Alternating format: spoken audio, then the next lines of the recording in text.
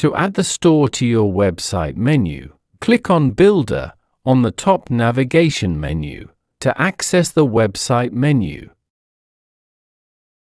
Hover over the menu and click on the Edit menu button.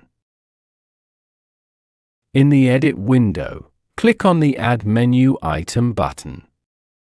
In the Select a Link window, click on Store. Under Category, select All if you wish the customer to see all the product categories. Or select the specific product categories from the drop-down menu. Under Page, select which products you wish to add to the menu item. Then click Select. The store will now be added to the website menu.